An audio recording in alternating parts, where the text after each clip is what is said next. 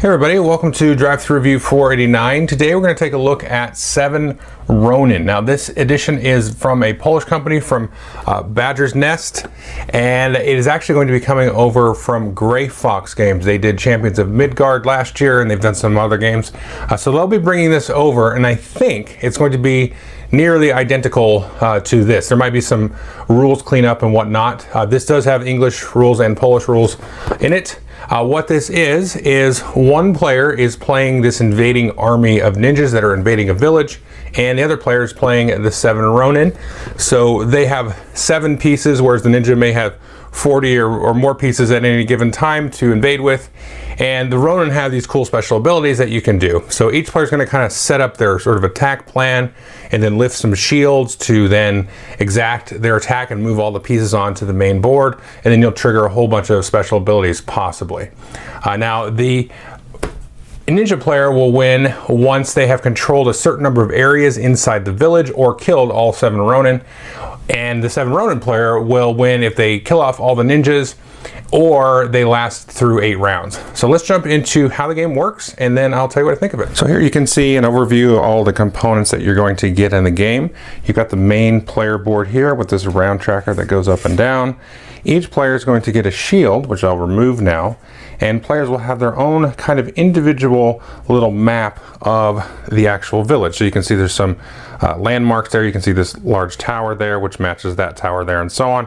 And this is the ninja players here, so they can show you the maximum amount of different ninja tokens they can put in these different village areas there.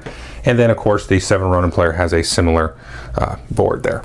Now the ninja is going to start with 40 of those black cubes. I hope you can see them because I have a black background here, but you're going to start with 40 of these cubes in your supply, and then you'll have 10 off here in the kind of general pool, and you might be able to get them out of there. You've got some special tokens here. I'll explain those when they come up in terms of different special abilities that will make use of them. And then we also have here an example of a Ronin card here. So this is a Ronin card. These are its hit points.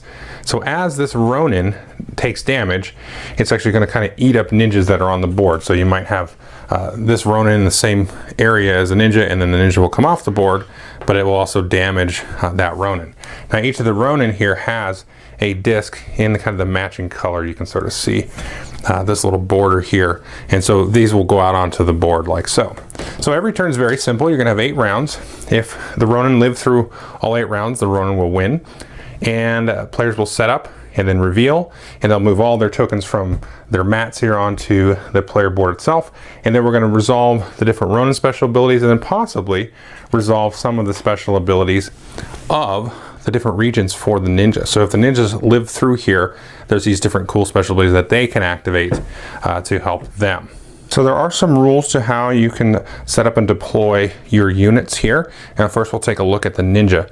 Now the first thing to note actually is you're going to take a look here at the round marker here. So we can see in the first round, we got round 1, 2, 3, and you have to deploy at least as many ninja as either the round or this number here, whatever the least amount is. So in the first round, of course, you have to deploy at least 1 ninja there.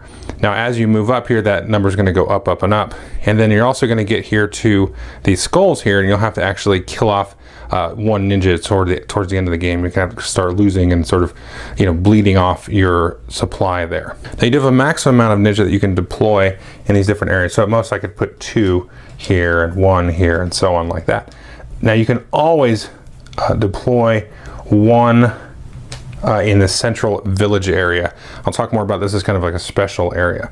But what the ninja player is trying to do is control a certain amount of these regions at the end of a round. Now there's 2 special areas. You can see these 2 areas here. These are fields, and you know that by looking at the main player board and looking at the icon there. So this field and this field have a special ability of making it easier for the ninja to win the game. So normally you have to control 5 different areas, but if you control both fields, then you only need to control a total of 2 areas. So the 2 fields plus 2 other areas. Now this central area here is ignored for that purpose. Basically, if you control the outer areas. Now the Ronin player is going to do a similar setup. They're going to take their different Ronin and put them out into different areas.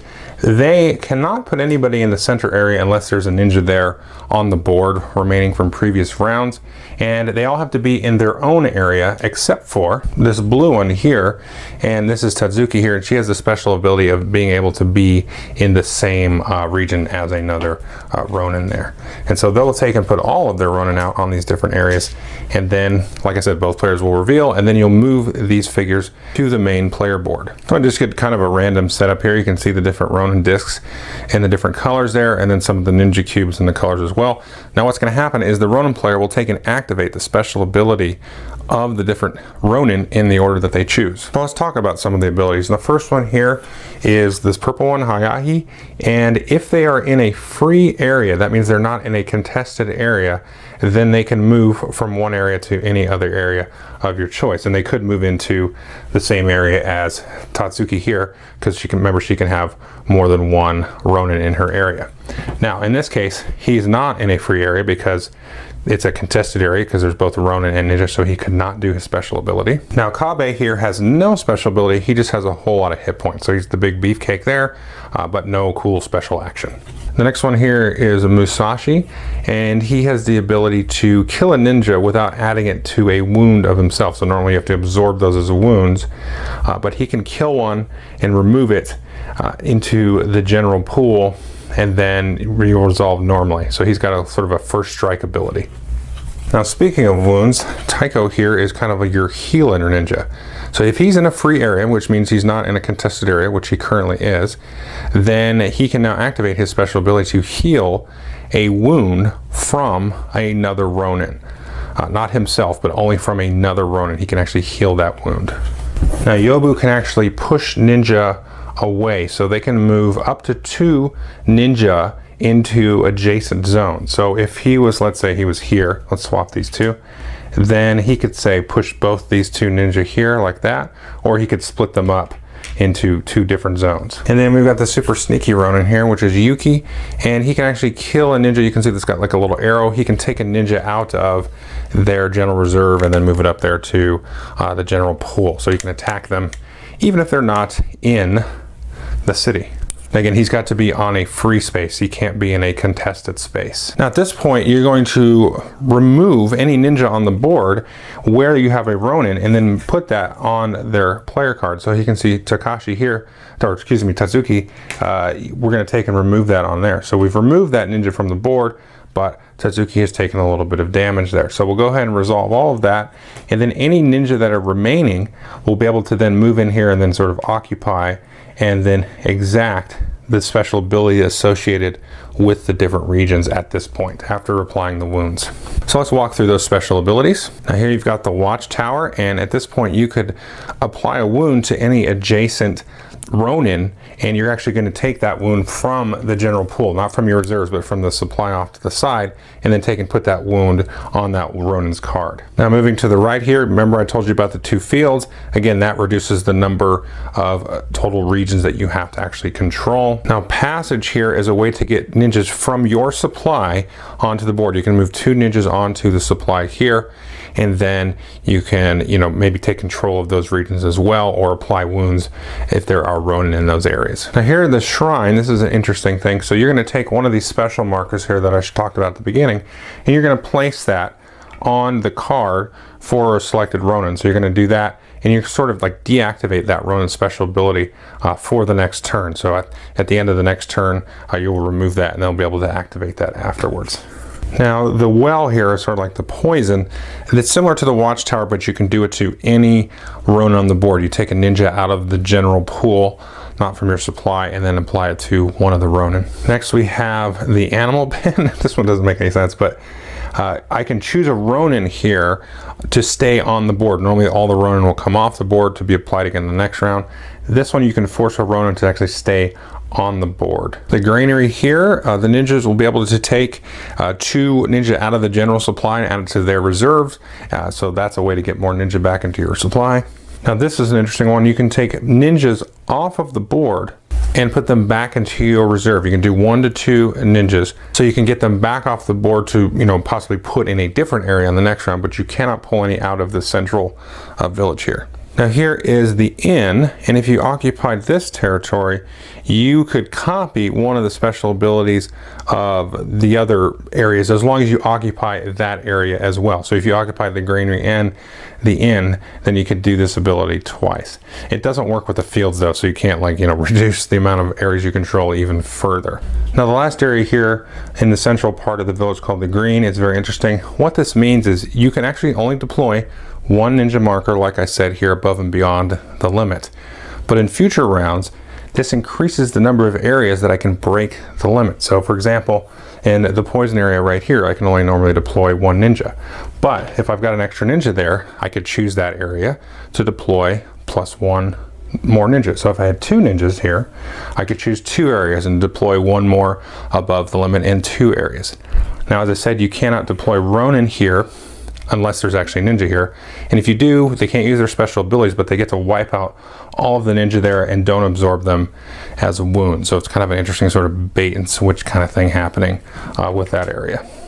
So that's pretty much the game. As I said, you can win by removing all the ninjas from the board and the ninja player supply, or lasting all 8 rounds as the Ronin, or as the ninja you can occupy a certain number of territories and or kill off all of the Ronin. Okay, so that is 7 Ronin. What do I think of it? I really enjoyed the game. It's kind of interesting because last year or the year before, actually, I reviewed a couple other Polish games that were kind of like these hidden movement, very sort of small, discrete 2-player games. This is another one kind of in that vein.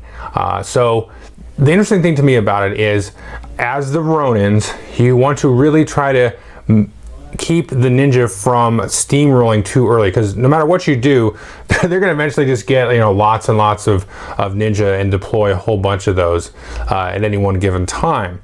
And so as a ninja player, you're trying to not lose a whole bunch at once, and then allow the Ronin to recover. You're kind of waiting for that right moment to sort of strike and get sort of that again, that kind of wave and that chain reaction of you just get this sort of unstoppable sort of rotation of ninjas coming in and controlling, and then you can easily sort of either overwhelm the Ronin or actually control the areas, which seems to be the easier way to win, or the more winnable way for the ninjas. So I have seen both sides win, but it's usually the Ronin outlasting the ninja from my experience, and I'm not necessarily very good at the game or anything, but the Ronin outlasting or the ninjas actually controlling the areas. I haven't seen like a victory by death yet, although it's got kind of close a couple of times. So it's very interesting, sort of also, it's almost like a blind bidding kind of thing where you're sort of trying to outguess or outfox, or the whole like Vicini, not Vicini, the Fezzik thing in Princess Bride, where I know that you know that I know that you know thing.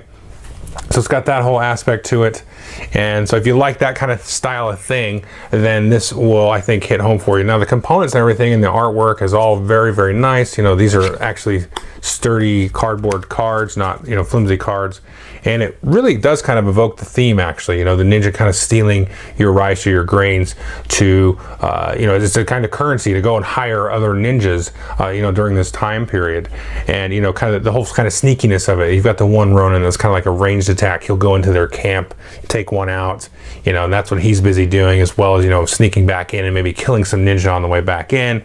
And, you've got sort of the whole idea of the secret passage into the village, or once you get into that sort of village center and you kind of get a little bit of a steamroll action happening there, to then start overwhelming with more and more ninjas. It's all very, very thematic in that way, and it feels very thematic to me. It feels very much like a comic series that I read called Lone Wolf and Cub, and he is sort of a Ronin in that case, a little bit different, but he also deals a lot with ninja, especially in the middle to later part of that series, and he's always dealing with them sort of exploiting these weak villagers that don't really have any way to defend themselves. And that's a lot of what these samurai did back then, was act as sort of like a police or protector, if you will. So really cool, very very interesting, and it has a very kind of ninja feel to it because you're being sneaky. You know, you're going behind a screen and then revealing and trying to be very clever and again outfox your opponent. So if you like that kind of thing, it's going to play probably 45 minutes at the most. Once you kind of get the idea and the sort of the pacing of the game, you got to kind of just play a couple of rounds to see like, oh, okay, this space is, you know, I don't want to just project my hand and be like, oh, I'm going here to get more ninja, or I'm going here to stop you, or I'm going here to get into the village green in the center. And you've got to sort of get around that, and, you know, as the ninja, not be too obvious, but also the Ronin, you want to be necessarily too obvious. You want to kind of come in maybe at that critical point to stop them, because you don't want to like just accrue a bunch of wounds all the time. You do want to kind of trigger some of these special abilities that require you to be in an open area too. So it's that sort of outfoxing, you know, double guessing, oh, I'm going to go here, I'm going to go here, and do the different, activate the special abilities that way. So definitely take a look at it. I think this is coming out relatively soon in the United States. So it should, like I said, it should look the same and be the same rules and all that stuff like that. So you should be getting this exact game. So definitely take a look at it when it does come out. Thanks.